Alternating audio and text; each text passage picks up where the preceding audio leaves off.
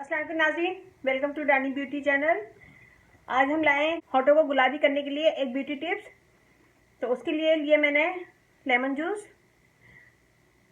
Half tea spoon और चीनी डालूंगी इसमें मैं 1 टेबल स्पून। इसमें चीनी डाल के इसको मिक्स कर लें और मिक्स करने के बाद इसको इसमें डिप करके अपने होठों पे लगाएं, 2 मिनट तक लगाएं और फिर चेहरे को वॉश कर लें। और ये करिएगा और आप खुद महसूस करेंगे कि आपके होंठ गुलाबी होने लगेंगे कुदरती तौर पे।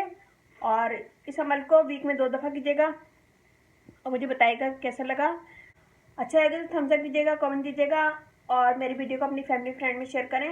और अब इजाज़त दीजिए, अल्लाह हाफिज़।